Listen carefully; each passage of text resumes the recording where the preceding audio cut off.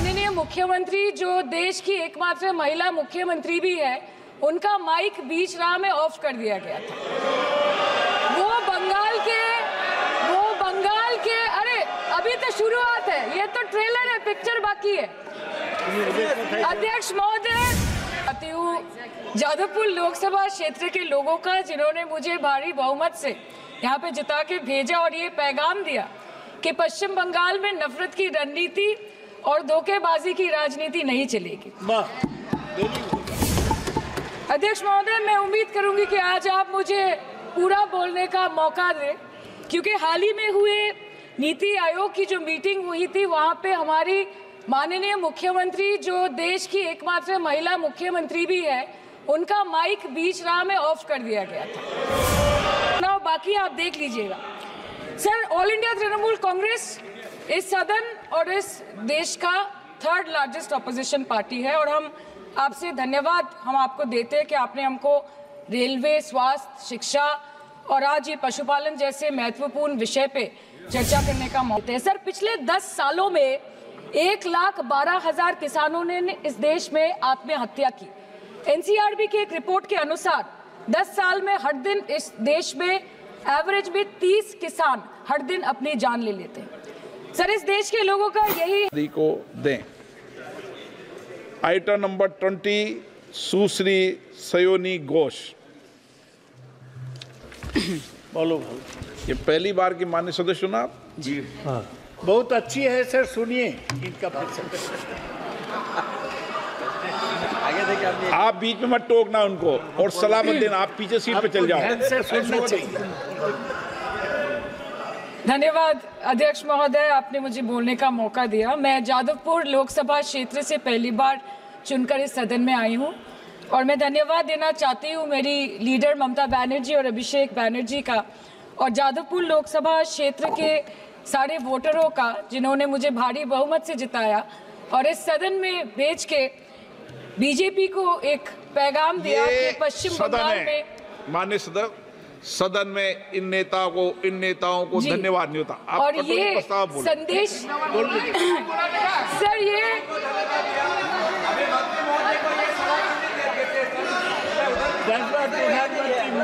Sir okay sir, no problem sir. Sir, मैं धन्यवाद देना चाहती हूँ जादवपुर लोकसभा क्षेत्र के लोगों का, जिन्होंने मुझे भारी बहुमत से यहाँ पे जिता के भेजा और ये पैगाम दिया कि पश्चिम बंगाल में नफरत की रणनीति और धोखेबाजी की राजनीति नहीं चलेगी। अध्यक्ष महोदय, मैं उम्मीद करूंगी कि आज आप मुझे पूरा बोलने का मौका दें, क्योंकि हाल ही में हुए नीति आयोग की जो मीटिंग हुई थी, वहां पे हमारी माननीय मुख्यमंत्री जो देश की एकमात्र महिला मुख्यमंत्री भी है, उनका माइक बीच राह में ऑफ कर दिया गया था। वो बंगाल के अरे अभी तो शुरुआत है, ये तो ट्रेलर है, पिक्चर बाकी है। अध्यक्ष महोदय, मैं आपसे ये बोलना चाहती हूँ कि वो बंगाल के हक के लिए यहाँ पे सवाल उठाने आई थी, वो बंगाल के लोगों की बात रखने यहाँ पे आई थी, लेकिन उनका माइक ऑफ कर दिया गया। आपके माध्यम से मैं इस सदन में उपस्थित वहाँ जो बैठे हैं माननीय सदस्य, कोई भी घटना को सर एक लाइन आपका डिलीट करेंगे सर, एक लाइन सर, मैं यही बताना चाहती हूँ कि बंगाल के लोगों का, आगे जाके बंगाल के लोग आपके पार्टी की माइक ऑफ कर देंगे। बस एक चुनाव बाकी, आप देख लीजिएगा। Sir, all India Trinamool Congress इस सदन और इस देश का थर्ड लार्जेस्ट ऑपोजिशन पार्टी है, और हम आपसे धन्यवाद हम आपको देते हैं कि आपने हमको रेलवे, स्वास्थ्य, शिक्षा और आज ये पशुपालन जैसे महत्वपूर्ण विषय पे चर्चा करने का मौका दिया। लेकिन तृणमूल कांग्रेस आगे जाके देश के हर महत्वपूर्ण मुद्दे पे बात करेगा, चाहे वो चीन का अनैतिक रूप से इस देश में प्रवेश हो, या वो 700 से ऊपर आंदोलन जीवी किसानों की। माननीय सदस्य, आप पहली बार बोल रही हैं, मैं आपको हस्तक्षेप नहीं करना चाहता, लेकिन जिस अनुदानों की मांगों पर चर्चा सर अभी आ रहे हैं, सर नीट के घोटाले से लेके जीएसटी के बोझ तक, एयरपोर्ट की छत टूट जाने से लेके रेल पटरी से छूट जाने तक तृणमूल कांग्रेस के सदस्य हर सांसद देश के हर गंभीर मुद्दे पर चर्चा करेंगे, बस यही आपको बोलना था। Respected sir, Mahamati Manush is the Magna Carta of the governance of West Bengal and our party, and I feel truly honored that today I've been given the opportunity to talk on a ministry which is intrinsic to the Mahamati Manush of the country. हमारे किसान अपनी मवेशी को, अपनी फसल को माँ की तरह पूछते हैं, जिस खेत में वो हल चलाते हैं उस जमीन को नमन करते हैं. But does this major sector get support from the government? Sir, Indian agriculture supplies around 58% of India's livelihood and is a principal source of income for half of the population, accounting for 17 to 18% of the country's GDP. 70% of India's rural poor depend on livestock and farm animals. But does this sector get what it deserves? इसका जवाब अगर आप देश के किसान से पूछेंगे तो वो आपको यही बात बोलेंगे कि चाय से शुरू हुई थी सरकार और गाय पे अटक गई और विकास की मौसी 10 साल में रास्ते में भटक गई. Sir, exorbitantly high cost of cattle and poultry feed under the mismanagement of this sector by the current government and wholesale fodder inflation hovering between 25% to 28.6% in the last 2 to 3 years, it is a 9-year high. Sir, किसान खुद क्या खाएंगे? अपने परिवार के लोगों का खिलाएंगे? अपनी गाय भैंस भेड़ बकरी को क्या खिलाएंगे? सर, ऐसे ही वारदात होते हैं जहां गरीबी से जूझता हुआ एक किसान उसको अपनी गाय भेड़ बकरी को बेचने में मजबूर करते हैं और अंत में जाके वो अपनी खुद की जान ले लेते हैं. सर, पिछले 10 सालों में 1,12,000 किसानों ने इस देश में आत्महत्या की.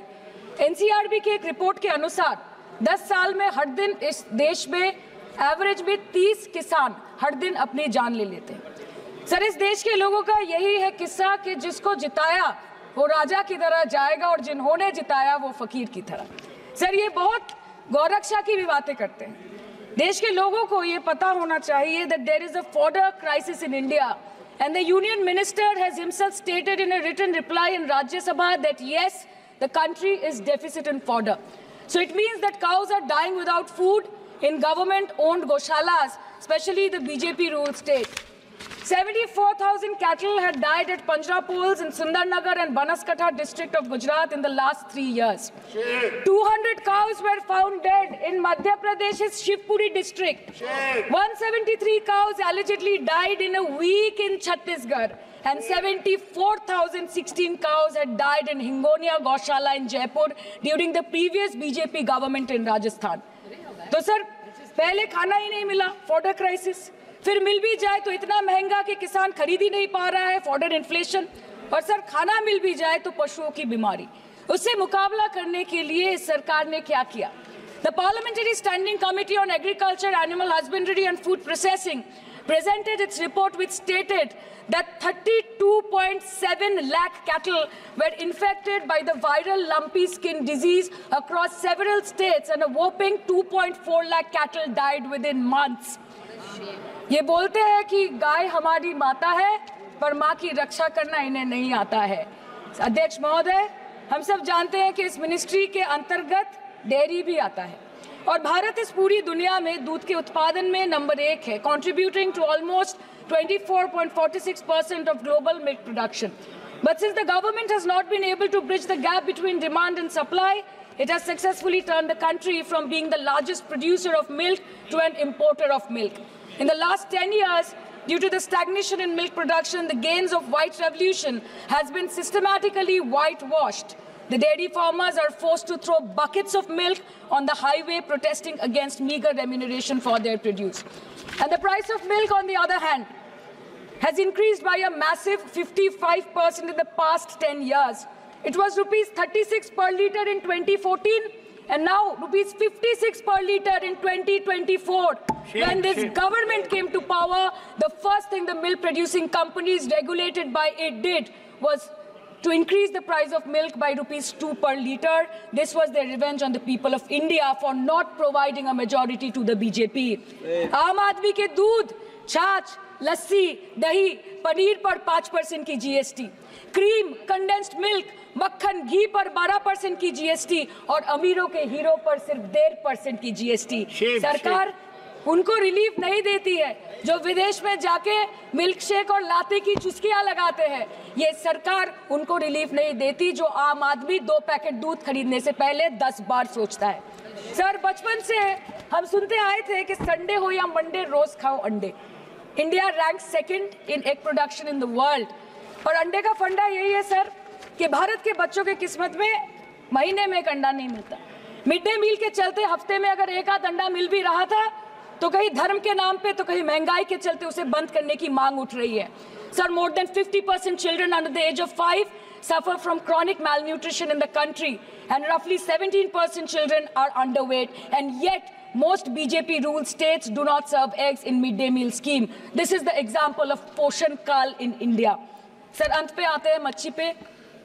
आप लोगों को ज्यादा पसंद नहीं, पर हम क्या करें, हम तो माछे भाते बंगाली है, हमको तो बोलना ही पड़ेगा।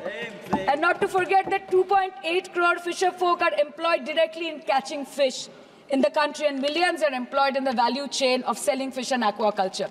India stands 3rd in the world in the terms of fish production, contributing to 8% of global fish production, and ranks 2nd in aquaculture production.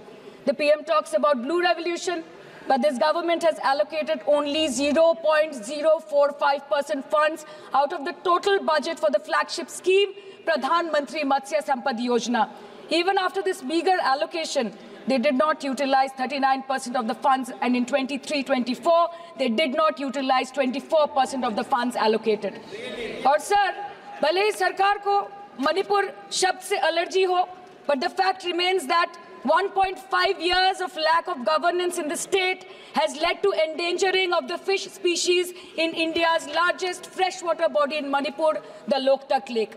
So the government has to generate employment opportunities, investment in areas such as exports, post-harvest processing, and import substitution.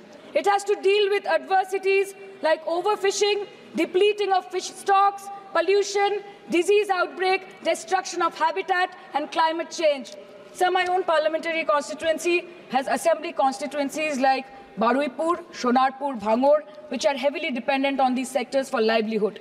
Main crops grown are wheat, rice, vegetable, fruit, oilseed, pulses, cotton and jute, and animal husbandry is practiced mostly by women in the self-help groups in the South Chobbish Pargona.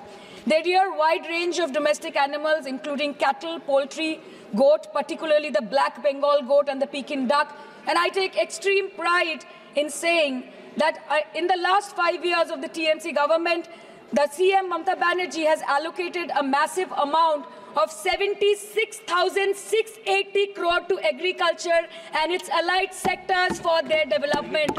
The government of West Bengal has achieved remarkable success in implementation of state schemes, namely Bangla Dairy. The state-owned company is providing financial incentive at the rate rupees 11.5 per litre of raw milk directly to the bank accounts of primary dairy farmers through milk unions. Bangla Dairy procured 3.55 crore kg milk in 2023, for which rupees 109 crore was paid to dairy farmers through direct benefit transfer. 47,900 fresh Kisan cards have been issued in the last 3 years for animal husbandry. Up to 30th November 2023, rupees 393 crore was sanctioned to marginal animal rearers in the rural areas. Bangla Shosho Bima scheme, a fully state-funded scheme for crop insurance. Total 1.28 crore farmers were enrolled under the scheme during 23-24. 70 lakh farmers got claim settlement worth rupees 247 crore. 76,049 farmers are getting pension amounting to rupees 1,000 per month under Joy Bangla scheme. Super Bangla scheme was introduced in 2014 for ensuring remunerative prices for agricultural produce, integrating about 80,000 farmers and procuring about 100 metric tons of perishables daily. The annual turnover of this project is now rupees 106 crore. 77 new stores have been opened in financial year 23-24. 186 Krisak Bazars sub-market yards are running successfully, providing excellent marketing infrastructure for aggregation and ease of marketing. And to be mentioned that West Bengal is one of the largest cold storage capacities in the country at more than 87 lakh metric ton with 620 cold storages. New investment of rupees 239 crore is upcoming in this sector this year with an employment opportunity for nearly 20,000 people. अरे उधर वाले बता इसमें बुरा क्या है, हवा के चार झोंके अगर इधर से भी गुजर जाए तो. Now coming to the demands of pending funds from the Government of India to West Bengal on animal husbandry and welfare. 50% of the central share, rupees 12.72 crore for financial year 23-24, being the recurring expenditure for mobile veterinary units is pending with the Government of India. Government of West Bengal requested for sanctioning an additional 126 MVUs for 24-25. However, it was regretted, citing want of funds. The proposed central share of 49.93 crore for financial year 24-25 for assistance to states for control of animal disease has not yet been released by the Government of India. Despite repeated persuasion, Department of Animal Husbandry and Dairying has not released the central share of rupees 10 crore for financial year 24-25 for various ongoing national livestock mission schemes, including the project for the establishment of Buck Semen Station in Horinghata. ये तो बस इसी ministry से बकाया है बंगाल का. अभी दूसरी मिनिस्ट्री प्रक्रिया तो पता नहीं कहाँ पे जाके ये खत्म होने वाला है. मैडम, मैं बस ये कहना चाहती हूँ कि इस बीजेपी सरकार ने पिछले 10 सालों में इस देश के लिए क्या किया, उससे बड़ी तालिका बनेगी कि 10 साल में क्या क्या कर सकते थे पर किया नहीं. 2014 में जो किसान मोदी है तो मुमकिन है सोच के और अच्छे दिन के ख्वाब देख के बीजेपी को वोट दे रहा था, आज 10 साल बाद वो बोलता है कि मोदी है तो नामुमकिन है. शायद अभी वो किसान है भी नहीं. तो इसीलिए मैं बोलना चाहती हूँ कि समय बड़ा महत्वपूर्ण होता है अध्यक्ष महोदय और बड़ा बलवान. बंगाली में हम एक बात बोलते हैं कि समय गेले साधन होबे ना. इसका मतलब यही है कि अगर समय चला गया तो साधना नहीं होगी, अगर भक्त रूठ गए तो आराधना नहीं होगी. और 3 से 303 से 240 के आंकड़े बोलते हैं कि इस बार जो आप चले गए तो दोबारा लौटने की संभावना नहीं होगी. तो यही बोल के मैं अपनी बात खत्म करती हूँ. Thank you so much.